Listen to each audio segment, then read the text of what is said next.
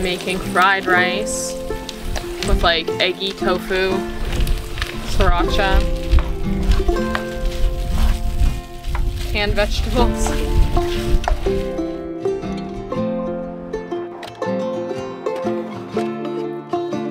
Ever since we lived in Asia, I love having like noodles or rice for breakfast. And I love it to be extra spicy because I love things to be spicy.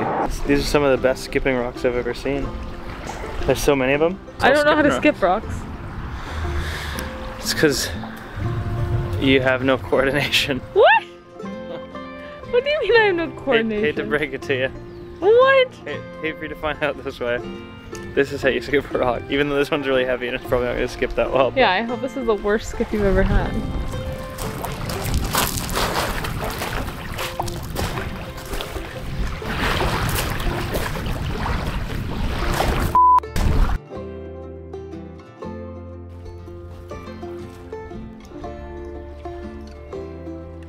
So the last you saw us, we were broken down.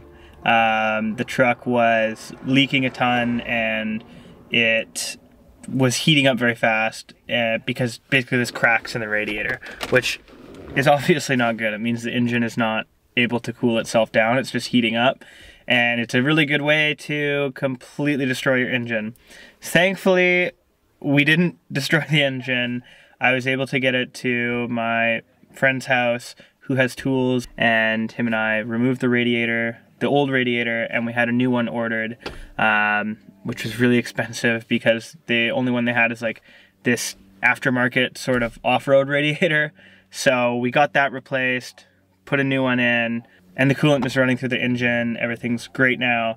However, there's still a few other issues with the vehicle that we should really fix. Number one being the valve cover gaskets. There's two of them that need to be replaced because this thing is leaking a lot of oil and burning oil. So initially I didn't really want to do the job because it's just a little bit nasty. You have to like remove a bunch of stuff before you can get to it. Like the gaskets themselves are easy. You just pull the top off, slide the gasket on, put the top back on. But it's just a pain in the ass to get to them. I'm procrastinating it a little bit, but we do have them ordered, and hopefully I'll be able to get to it this week. The next issue is our drive belt. It's just got some cracks in it. That's a really easy fix, thankfully. Unfortunately, because it's such a large drive belt, it's like a $200 part. Those are the main two outside of the radiator. Lastly, the tie rods also need to be replaced. So those are a little bit less pressing. The belt, I mean, who knows? Like, it's got some cracks in it, so it could go today.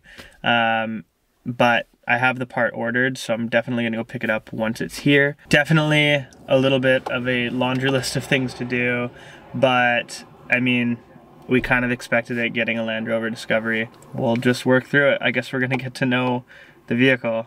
A lot of people commented on our last video saying they had the same issue, but to stick with it. Thank you guys for helping us stay motivated. I mean, we probably have problems with any kind of used vehicle in the price range that we're looking for anyway, so hopefully this week I'll be able to get it all fixed up.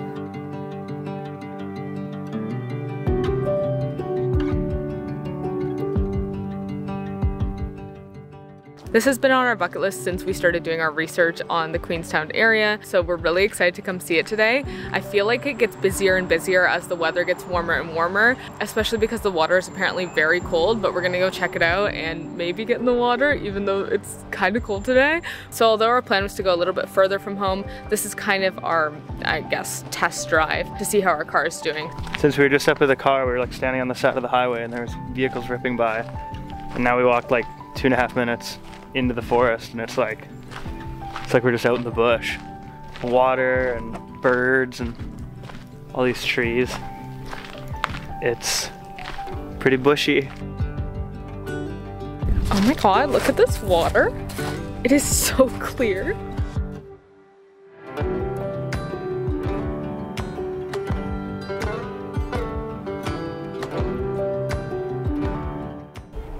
These weird like spiky hair birds that kind of look like ducks diving down, and they're down there for like 40 seconds and then I don't know what the hell they're doing.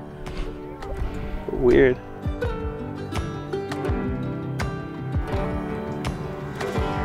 How pretty is this? It's like that TikTok sound. It's like, when the water's so blue. It's the first week of December. Obviously the holidays are coming up, and at my work they put up a Christmas tree and people are posting about, I don't know, holiday stuff. You know, I've not really been one to celebrate the holidays really at all, and neither is Nick. I mean, especially since we got together, we definitely don't do any Christmas presents. You know, I have family that celebrates Christmas and Hanukkah, so like when I'm at home, we do family dinners and all that kind of stuff, but when it's just Nick and I, we don't really do that at all. So every time we're abroad, I feel like it's not gonna bother me that we're away for the holidays. And right now it's not really, but I am thinking that in a few weeks I start to get a little bit of FOMO, just because we have little baby nieces now, and yeah. Living abroad is weird because it's so exciting, but also so much to process all the time, it feels like.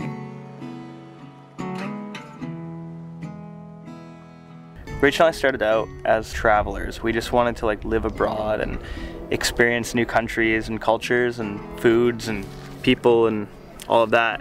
And when we started van life, it was just kind of a way for us to spend 6 months back home and have a place to live, which was the van, during the summer months. And then when it got cold, we were going to move abroad and live in most likely warmer countries. Unfortunately, COVID happened. Obviously, we kind of got stuck for like a year and a half in Canada back home. And by that point, we hadn't really done all the van life stuff that we wanted to do. So we kind of got that out of our systems, and now here we are back to traveling and living abroad, which was what we originally wanted to do in the first place since we moved to Cambodia. But because we were living in the van for so long, like 3 years, it feels weird now to be back paying rent and just living in like a stationary home, not on wheels. It's weird, especially here. Like, it's really not easy to find a place to live. Like, we've really lucked out with the place that we've got now, but I think honestly it's just kind of a weird adjustment, I guess, that we have to make. It is kind of weird to adjust to it. Why won't you come in the water with me? I don't know. You love cold plunges though, apparently. Normally I do, yeah. I do love cold plunges, but I'm just not, then commit. I'm not in the mindset for it right now. So you don't love them? Okay, if that's the conclusion that we draw from me not wanting to go in the water right now, is that I don't love cold plunges, then sure. It's so fucking cold. It's really cold. Wow, am I wrong? That is way too cold.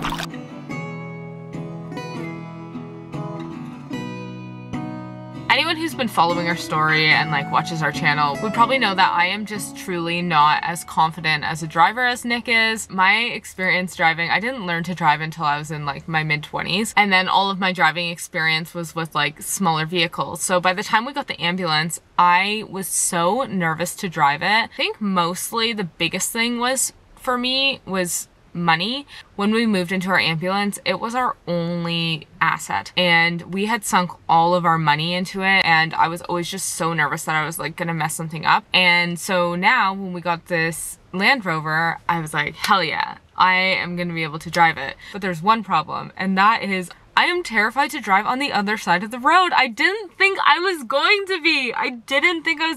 And then we got here and I'm like, it's so different. It really is. But I also think that it's like hella dangerous. I think it's too easy. I can't believe that you don't need a license or you don't need any kind of test to drive on the other side of the road. And I think that I'm properly cautious. So here goes my driving lesson, and then we can go back to adventuring.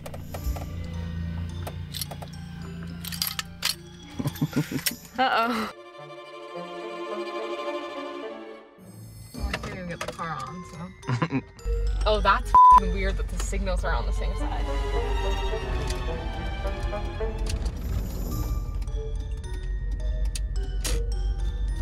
this is weird. Oh my god, this is so weird. Okay, no, it's not that bad. Oh my god, this is so weird. Okay, just focus on keeping yourself in the proper part of the road. You're doing a great job right now. Okay. That's it. Whoa, this is so f***ing weird. The more you do it, the more you get used to it. Okay, because like my thing is like I don't know. I have a really bad perception of how far away I am from like the curb and stuff on that side. Okay, so I'm like not as nervous as I thought I would be. I do feel like it's a little bit like Maggie, you know, from The Simpsons. Oh, that's gonna be a busy road. My left turns are really bad. I feel like I keep going really wide. So I'm not ready for a faster road. Right now we're in like a small residential area with no one else on the road. I'm almost there. Give me a couple weeks. So I guess if we're talking about like anxieties and everything, may as well air it all out. I think there are sometimes moments where it's just kind of like, oh my God, are we doing the right thing? You know, did we move to the right place? Like, do we still want to sacrifice being far from our family? Did we buy the right car? You know, did we even move? Okay, so if we moved to the right country, did we move to the right city in the country? Did we take the right jobs? And I think that all those feelings are probably normal. I mean, I definitely know we had them when we first landed in Cambodia. I was like, I can't do this. When we moved there in 2018, I remember getting there and being like, I'm not cut out for this. Like, I am going to be such a bad teacher. I don't know what I'm doing. And now I look back at Cambodia, we talk about it all the time with such fond memories, and I think that will go down as one of the best years of my entire life. So I feel like the risks are worth it. It's like high risk, high reward.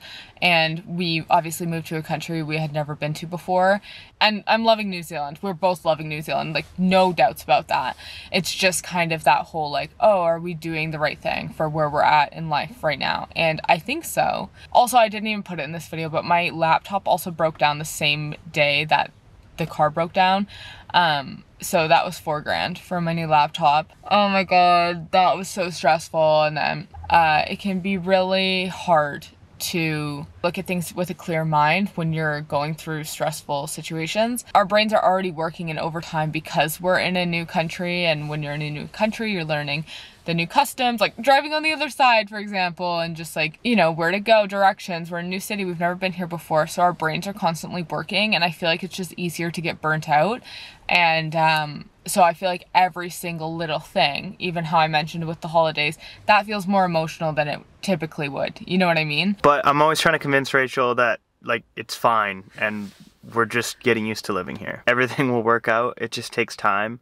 And when you have a day that feels stressful or shitty, usually within the next couple of days, you usually have a great day.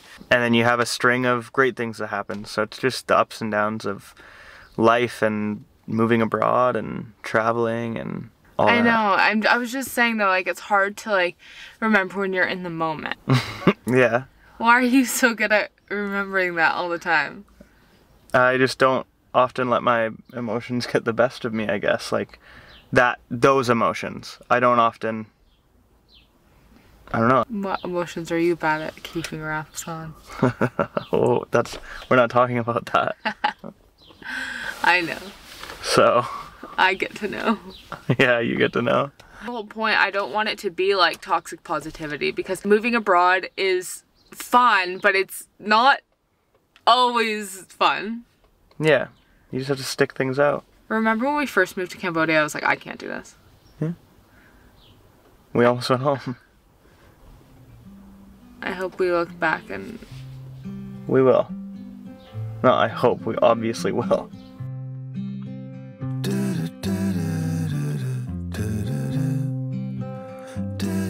Adjusting and all of that is obviously a lot. It's always a lot more than we think it's gonna be, but right now, it is just after 9. Look behind me, and it's still bright out, which I don't know about you, but I personally get very affected by living in Canada and the early dark days. Sometimes when I'm missing home, I've learned that I just need to go out at night, because look how bright it still is.